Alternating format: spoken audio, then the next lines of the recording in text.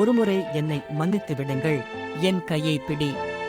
ஒருவேளை ஒருவேளை நான் முன்னேறுவேன். உங்களுக்கு அவரை தெரியுமா? ஆம்,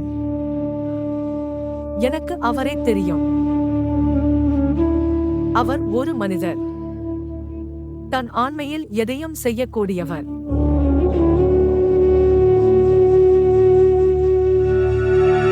உங்களுக்கு உங்கள் உரிமை கிடைக்காத போது நீ எல்லாவற்றையும் பறித்துக் கொள்ள வேண்டும். என் வாழ்நாள் முழுவதும் நான் கற்றுக்கொண்டது இதுதான். தயவு செய்து நீங்களும் கற்றுக்கொள்கிறீர்கள்.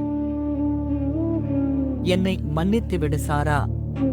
பாருங்கள் சாரா, உனக்காக என்னால் முடிந்ததைச் செய்தேன்.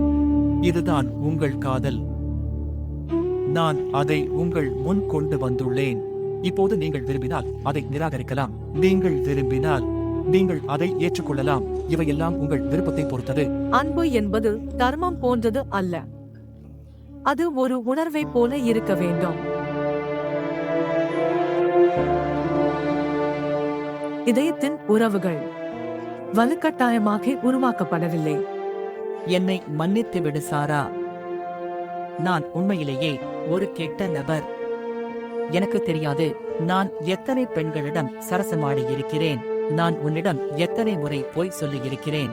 ஆனால் ஒரு விஷயம் உண்மை என்றால், இதுவரை நான் சில்லறைத்தனமாக பேசிய எல்லா பெண்களும், அவர்கள் அனைவரும் என்னைப் போலவே போலியானவர். உன்னை போலல்லாமல். சில நேரங்களில் அவர்கள் ஒருபோதும் அவர்கள் என் காதலுக்காக இறக்கவில்லை. நான் சும்மா அவர்களுடன் விளையாடினார். மேலும் அவர்கள் என்னுடன் விளையாடினார்கள்.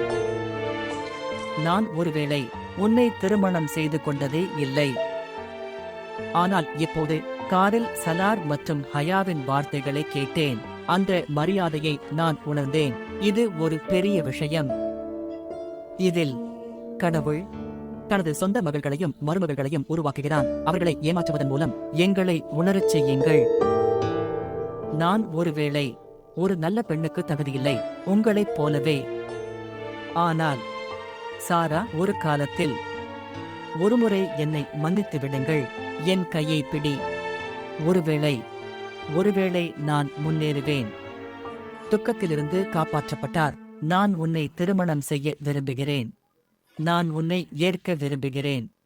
மரியாதையுடன் மற்றும் அனைவர் முன்னிலையிலும்.